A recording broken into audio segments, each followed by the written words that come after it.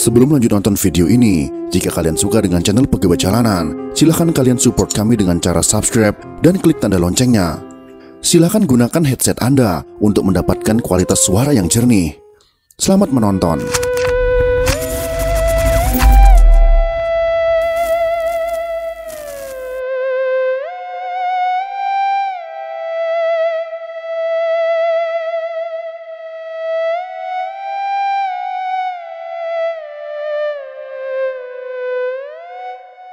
Sebelum penculikan dan pembunuhan 6 jenderal dan 1 perwira TNI Angkatan Darat, ada satu peristiwa keji yang dilakukan Partai Komunis Indonesia atau PKI pada tahun 1965 silam. Kala itu seorang anggota TNI berpangkat pembantu letnan 1 atau peltu gugur dibantai ratusan anggota PKI di perkebunan karet Bandar Betsi, Simalungun, Sumatera Utara.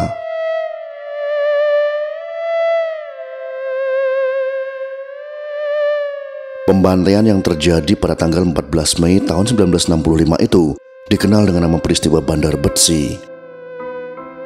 Tugu Leda Sujono yang berdiri di tengah kebun Bandar Betsi, Kecamatan Bandar Huluan, Kabupaten Simalungun itu kini menjadi saksi bisu kekejaman PKI di Sumatera Utara.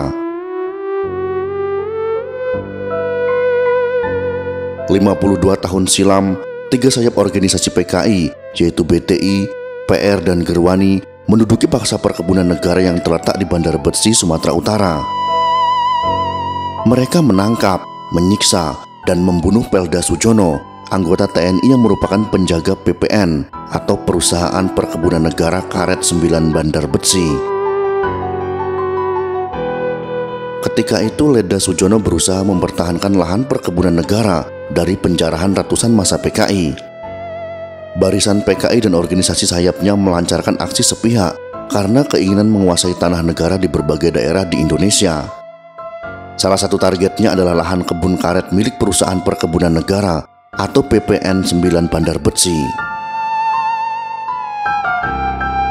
Untuk menguasai kebun itu, PKI mempersenjatai ratusan anggota Barisan Tani Indonesia atau BTI, Pemuda Rakyat atau PR, dan Gerakan Wanita Indonesia atau Gerwani.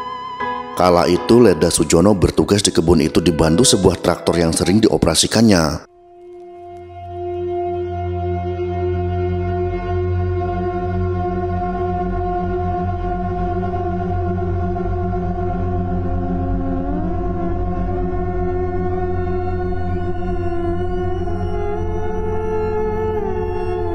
Kisah kematian tragis Leda Sujono bermula saat anggota BTI berkumpul di tanah perkebunan Bandar Betsi, tepatnya di Balai Sumbersari. Anggota BTI yang berjumlah 200 orang lebih berkumpul dan sepakat merebut kembali lahan perkebunan. Upaya yang mereka lakukan hari itu juga yaitu dengan menanami lahan dengan berbagai tanaman seperti ubi, pisang, dan jagung. Ketika proses penanaman, Leda Sujono dan 3 orang anggotanya datang ke kebun tersebut untuk mengecek traktornya yang terjebak kubangan lumpur. Setelah mengecek alat beratnya, Leda Sujono kembali melakukan patroli. Pada saat yang bersamaan, anggota BTI sedang melakukan penanaman di lahan yang kini menjadi milik PT PN3 itu. Saat itu, Leda Sujono melarang BTI menanami lahan. Ketika Leda Sujono melarang penggarapan lahan, salah satu anggota BTI berupaya merampas helmnya.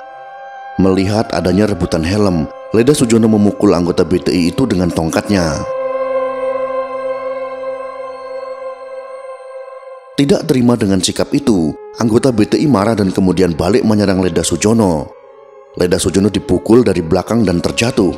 Dalam situasi itu, para anggota BTI kemudian mencangkul dan menghujamkan berbagai peralatan tani ke tubuh Leda Sujono.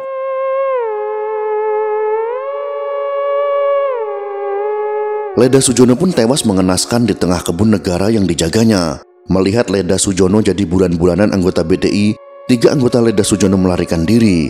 Sementara BTI bersorak-sorak atas kematian Leda Sujono. Tak lama kemudian, polisi datang ke lokasi mengamankan anggota BTI yang berada di perkebunan tersebut. Jasad Leda Sujono kemudian dibawa ke Rumah Sakit Umum Kebun Laras untuk selanjutnya dimakamkan. Kematian tragis Leda Sujono ini ternyata tersiar hingga ke ibu kota. Mendengar kabar itu, Jenderal Ahmad Yani marah besar. Ahmad Yani memerintahkan kasus itu diusut dengan tuntas. Kemarahan itu diungkapkannya saat menghadiri hari ulang tahun Resimen Para Komando Angkatan Darat atau RPKAD yang sekarang menjadi Kopassus pada tanggal 15 Juli tahun 1965 di Jakarta.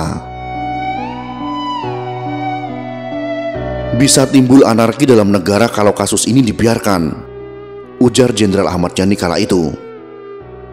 3 bulan kemudian, G30 SPKI yang dikomandai Letnan Kolonel Untung menculik dan membunuh 6 jenderal dan 1 perwira TNI Angkatan Darat, dan Jenderal Ahmad Yani menjadi salah satu korbannya. Aksi PKI yang menunggangi kaum tani dan buruh ternyata telah banyak memakan korban jiwa. Tak hanya jenderal TNI Angkatan Darat dan anggota TNI, ulama di berbagai daerah di Indonesia juga banyak menjadi korban. Jenderal Ahmad Yani dan Ledda Sujono kini menjadi pahlawan revolusi bersama 5 jenderal lainnya dan 1 perwira TNI Angkatan Darat.